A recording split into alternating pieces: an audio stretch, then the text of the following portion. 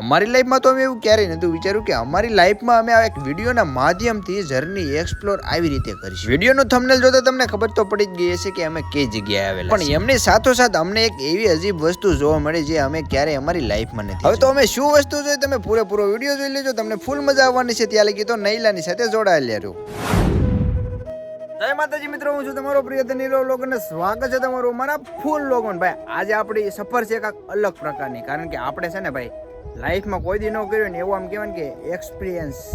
એક દિવસ તો આપણે ગમે ત્યાં જતા હોય પણ આજ તો ભાઈ નક્કી જ નથી કેટલા દિવસ અમે રોકાવાના છે ને કેટલા લોકેશન લેવાના છે. તો આજે અમારી સાથે છે મિલનભાઈ. કેમ છે મિલનભાઈ? આપણે ક્યાં જવાનું છે? આપણે મહુવા બાજુ જવાનું, બધા લોકેશન નાના લેવાના છે. તો ભાઈ અત્યારે અમારે જવાનું છે મહુવા ને ભાઈ આ ભાઈ છે ને કેટલા વાગે લઈ સૂતા હતા? હું 8:30 સવારમાં જવાનું હતું 7 વાગે ને ભાઈ 8:30 વાગે લઈ સૂતા રહેતા. એટલે છે ને ભાઈ ઉનાળાનો તડકો તમને ખબર જ છે. ફટાફટ અત્યારે અમારે નીકળવું પડશે, કારણ કે કાળા પડી જાય થોડાક. લાલો ફટાફટ અમે નીકળી જાય સીધા અમે અમારા ડિસ્ટ્રિક્ટ મહુવા બાજુ. ત્યાં હું લોકેશન લેવાના છે ને તમને બધું દેખાડી દેવાનું. ચાલો તો ફટાફટ જાય મહુવા. વિડીયો સ્ટાર્ટ કરતા પહેલા તો તમને એટલું જણાવવાનું કે વિડીયો તો આપણે ઘણા બધા જોતા હોઈએ છીએ, પણ તમને અમારો વિડીયો જોતા એટલી તો ખબર પડી જતી હોય છે કે આ વિડીયો રિયાલિટી અને રીલ્સમાં કેટલો ફેર હોય. ચલો કાંઈ નહીં, આગળ જોતા જઈએ અને મોજ મસ્તી કરતા જઈએ.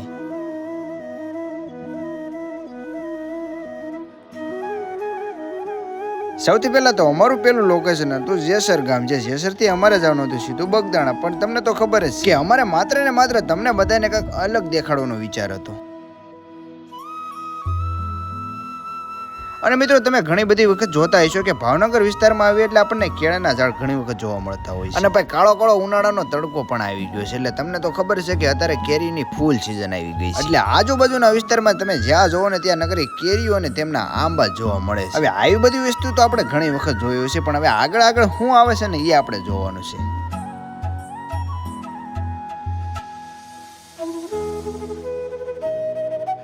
અને ભાઈ પેલું તો અમે સીધું લઈ લીધું કદમગીરીની બાજુમાં આવેલું અહીંયા, જે આખા મંદિરનું આપણે કરી નાખ્યું હતું બધું શૂટિંગ, અને પછી આવી ગયા હતા સીધા આપણે ખેતી જોવા. હવે ખેતીમાં તો આપણે ઘણું બધું જોતા હોઈએ છીએ, પણ અહીંયા અમને એક નાનકડી એવી બોટ જોવા મળી છે, જેને આપણી ભાષામાં ઓળકું કહેવામાં આવે છે કે નાનકડી એવી બોટ પણ કહેવામાં આવતું હોય છે.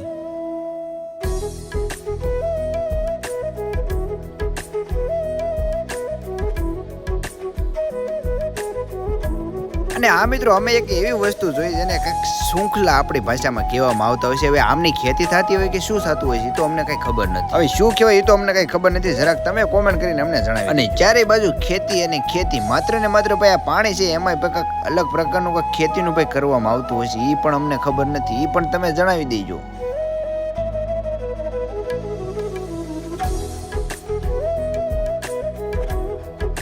આવી બધી મોજ મસ્તી કરતા કરતા અમે નીકળી જાય સીધા અમારા બીજા લોકેશન ઉપર. અને બીજું લોકેશન ક્યાં આવે છે હાલો તમને ફટાફટ દેખાડી દઈએ.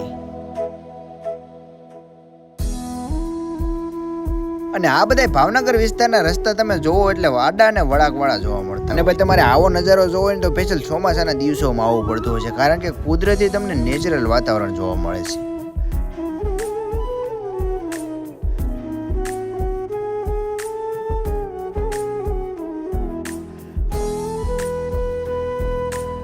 અને પછી મસ્ત મજાના પહોંચી ગયા બજરંગદાસ બાપાના બગદાણામાં. અને આવા બધા લોકેશન ઉપર તો ભાઈ તેમની ઈચ્છા હોય ને ત્યારે જ આવી શકીએ છીએ.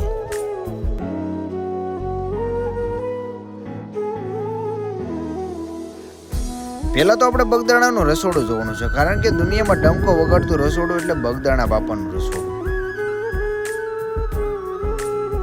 જેમણે કહેવામાં આવે છે કે વૈજ્ઞાનિકોની બુદ્ધિ પણ બંધ કરી દીધી હતી. અને મિત્રો તમે આવીનું વાતાવરણ જોવો છો, ખૂબ જ મોટું વિશાળ રસોડું જોવા મળી રહ્યું છે.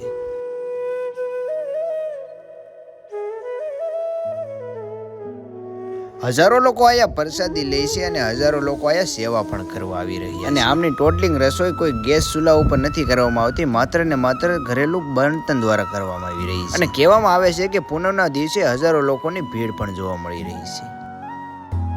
અને આનું વાતાવરણ તમને જોતા ખબર પડી ગઈ છે કે ઉનાળા માટે લોકોને તડકો પણ ના લાગે એવી અહીંયા વ્યવસ્થા પણ કરવામાં આવી રહી છે. હજારો વર્ષો જૂનું ખૂબ જ પૌરાણિક મંદિર એક આજે આસ્થાનું કેન્દ્ર તરીકે જોવા મળી રહ્યું છે. અને હવે તમને કરાવવાના છે અંદર બાપાના દર્શન, અને ઘણા બધા વર્ષો જૂના ચિત્રકારોના કોતરકામ પણ દેખાડવાના છે.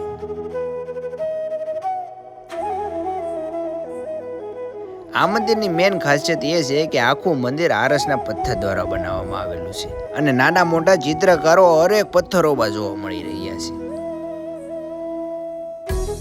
કહેવામાં આવે છે કે બાપાની આખી પ્રતિમા ચાંદીની બનાવેલી છે. અને હા, તમે પાછા દર્શન તો કરી લ્યો. કોમેન્ટ બોક્સમાં જઈ બાપા સીતારામ લખવાનું પાછા ભૂલતા નહીં.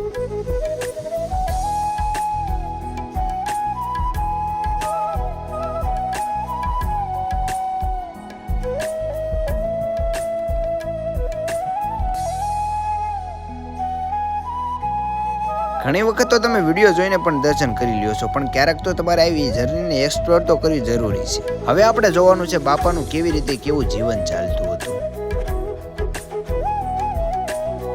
જે આ તમે જોઈ રહ્યા છો તે ગાદી મંદિર છે અને તેમની જ એક્ઝેક્ટ બાજુમાં આવેલું છે બાપાના ઘણા બધા વાસણોનો ભંડાર.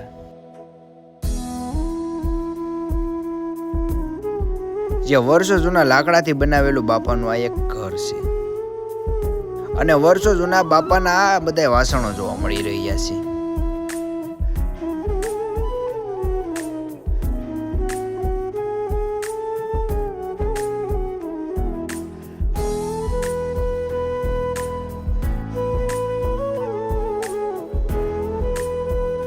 જે આ તમને બંડી દેખાય છે તે બાપાની બંડી છે. કહેવામાં આવે છે કે આ બંડીમાંથી બાપા પૈસા કાઢતા. અને આખું મંદિર તમે જોઈ શકો છો ઝીણી ઝીણી કોતર કામોથી આખું બનેલું છે. લોકો દ્વારા જાણવામાં આવ્યું છે કે આ વર્ષો ખૂબ જ પૌરાણિક, જ્યાં બાપા જપ તપ અને ધ્યાન કરતા.